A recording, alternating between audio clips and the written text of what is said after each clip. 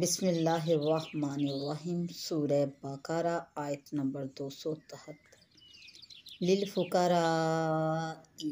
ان فقیروں کے لیے، الذین احصروا، جو قید کیے گئے ہیں، جو روکے گئے ہیں، فی سبیل اللہ، اللہ کی راہ میں۔ ان فقیروں کے لیے جو راہ خدا میں روکے گئے ہیں، اللہ کے لیے روکے گئے ہیں۔ لا یستطیعون، وہ نہیں چل سکتے، درباً چل نہیں سکتے، فی الارض، زمین میں، وہ زمین میں نہیں چل سکتے۔ یحسبہم الجاہل، یحسبہم انہیں خیال کرتے ہیں، جاہل نادان لوگ انہیں خیال کرتے ہیں، اغنیاء مالدار، من التعفف، ان کے بچنے کے سبب سے، تعرفوہم، تو انہیں پہچان لوگے، تم انہیں پہچان لوگے، بسیماہم، ان کی صورتوں سے، ان کی شکلوں سے، ان کے چہروں سے۔ لا یسألون، وہ سوال نہیں کرتے، الناس، لوگوں سے، وہ لوگوں سے سوال نہیں کرتے، الحافا، گر گرا کر، کہ انہیں گر گرانا پڑے۔ وما تنفقوا، اور جو بھی تم خرچ کرو، من خیر، جو بھی تم خیرات کرو، جو مال تم خیرات کے لیے دو، فإن اللہ، بے شک اللہ تعالیٰ، بہ علیم، اسے خوب جانتا ہے۔ الذین ینفقون، وہ لوگ جو خرچ کرتے ہیں، اموالہم، اپنے مالوں کو، خیرات کرتے ہیں، اپنے مالوں کو خیرات کے لیے خرچ کرتے ہیں، باللیل، رات میں، والنہار، اور دن میں،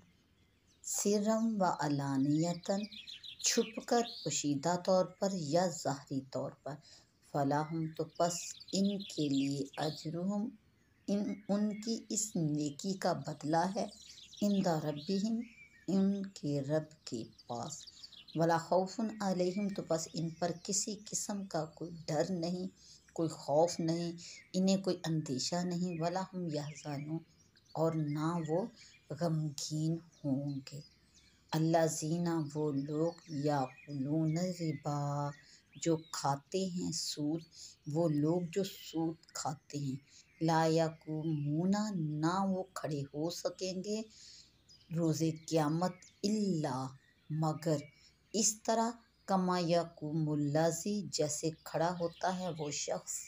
یتخبطہ الشیطان، جسے شیطان نے چھو کر اسیب والا کر دیا ہو، یا جس کے حواس شیطان نے ختم کر دیے ہوں، من المس، چھو کے، تو وہ روز قیامت ایسے کھڑے ہوں گے جیسے اسیب نے چھو کر مخبوط بنا دیا ہو، حواس باختہ بنا دیا ہو۔ ذالک، یہ سب اس لیے، بأنہم، کیونکہ، قالوا، وہ لوگ کہتے ہیں، انما البیع، بے شک سود خوری، انما البیع مثل الربا، انما البیع، بے شک سودے بازی ہے، لین دین ہے، مثل الربا، سود ہی کی طرح، یہ سود جو ہے وہ تجارت ہی کی طرح لین دین ہے۔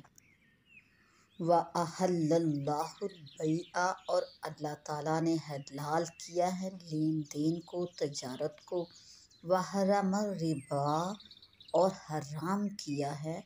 سود کو۔ فَمَنْ جَاءَهُ مَوْعِظَةٌ، تو پس جس کے پاس آ جائے نصیحت، من ربہ، اس کے رب کی طرف سے، تو پس جس کے پاس اس کے رب کی طرف سے نصیحت آئی، فانتہا، تو وہ باز رہا، فلہ، تو پس اس کے لیے، ما سلف، حلال ہے جو پہلے ہو چکا، یا اس کے لیے معافی ہے جو پہلے گزر چکا، وَأَمْرُهُ إِلَى اللَّهِ، اور اب اس کے معاملات اللہ کے سپرد ہیں، وَمَنْ عَادَ، اور جو پھر دوبارہ لوٹے اسی کام سود کی طرف، فَأُولَئِکَ أَصْحَابُ النَّارِ، تو وہ دوزخی ہیں، وہ دوزخ والے ہیں، ہم فیہا خالدون، تو وہ اس میں ہمیشہ رہیں گے۔ یمحق اللہ الربا، اللہ ہلاک کرتا ہے سود کو، اللہ حرام قرار دیتا ہے سود کو، اللہ مٹاتا ہے سود کو، ویربی الصدقات، اور اللہ تعالیٰ بڑھاتا ہے خیرات کو، یربی الصدقات، اور اللہ تعالیٰ تربیت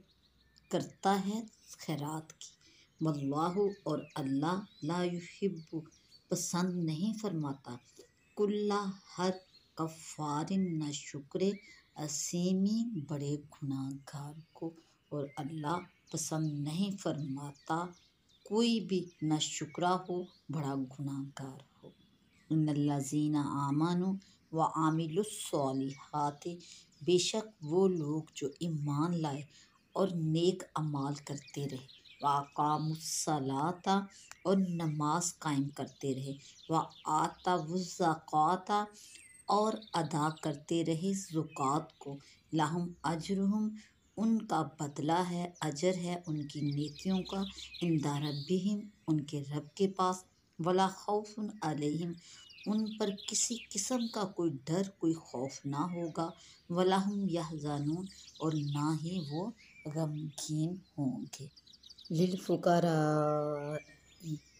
یعنی صدقات جو ذکر کیے گئے پہلے آیت وما تنفقوا من خیر میں جو ذکر ہوئے ہیں، ان کا بہترین مصرف وہ فقراء ہیں جنہوں نے اپنے نفوس کو جہاد اور اللہ تعالیٰ کی فرما برداری پر روکا ہوا ہے۔ شان نزول، یہ آیت اہل صفا کے حق میں نازل ہوئی۔ ان حضرات کی تعداد 400 کے قریب تھی۔ یہ ہجرت کر کے مدینہ طیبہ حاضر ہوئے تھے۔ نہ یہاں ان کا مکان تھا، نہ قبیلہ، نہ کوئی خاندان، نہ ان حضرات نے شادی کی تھی۔ ان کے تمام اوقات عبادت میں صرف ہوتے تھے، رات میں قرآن کریم سیکھنا، دن میں جہاد کے کام میں مصروف رہنا۔ آیت میں ان کے بعض اوصاف کا بیان کیا گیا ہے۔ لا یستطیعون، کیونکہ انہیں دینی کاموں سے اتنی فرصت ہی نہیں ملتی تھی کہ وہ چل پھر کر کسب معاش حاصل کر سکیں۔ یحسبهم الجاہل، یعنی چونکہ وہ کسی سے سوال نہیں کرتے اس لیے ناواقف لوگ انہیں مالدار خیال کرتے ہیں۔ تعرفهم بسیماہم، کہ مزاج میں تواضع ہے ان کے اور انکسار ہے،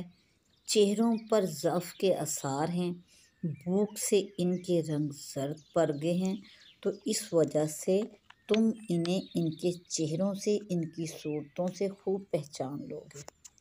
الذین ینفقون اموالہم باللیل والنہار،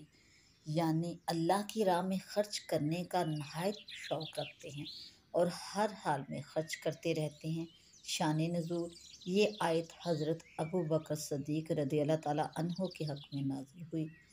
جبکہ آپ نے اللہ کی راہ میں 40,000 دینار خرچ کیے تھے،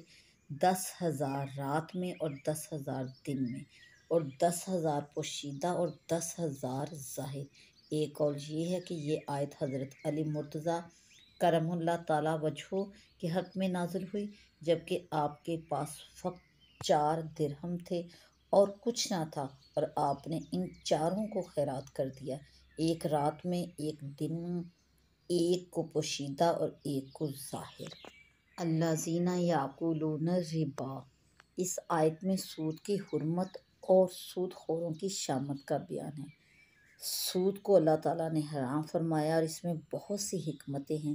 بعض ان میں سے یہ ہیں کہ سود میں جو اضافی رقم لی جاتی ہے وہ معاوضہ مالیہ میں ایک مقدار مال کا بغیر بدل و عوض کے لینا ہے، یہ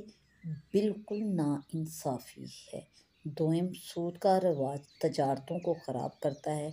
کیونکہ سود خور کو بے محنت مال کا حاصل ہونا تجارت کی مشقتوں اور خطروں سے کہیں زیادہ آسان معلوم ہوتا ہے، اور تجارتوں کی کمی سے انسانی معاشرت کو بہت زیادہ نقصان ہوتا ہے۔ سوم، سود کے رواج سے باہمی مودت کے سلوک کو نقصان پہنچتا ہے، کہ جب آدمی سود کا عادی ہوا تو وہ کسی کو قرض حسنہ سے امداد پہنچانا گوارا نہیں کرتا۔ چہارم، سود سے انسان کی طبیعت میں درندوں سے زیادہ بے رحمی پیدا ہوتی ہے اور سود خور اپنے مال لینے والوں کی تباہی اور بربادی کا خواہش مند رہتا ہے۔ اس کے علاوہ بھی سود میں بہت زیادہ نقصان ہے اور شریعت میں اس کی ممانعت عین حکمت ہے۔ مسلم شریف کی حدیث میں ہے، رسول اکرم صلی اللہ علیہ وآلہ وسلم نے ارشاد فرمایا، سود خور اور اس کے لکھنے والے کاتب اور اس کے گواہوں پر لعنت کی اور فرمایا وہ سب گناہوں میں برابر کے شریک ہیں۔ الذی یتخبطہ الشیطان من المس، معنی یہ ہیں کہ جس طرح سیب زدہ سیدھا کھڑا نہیں ہو سکتا،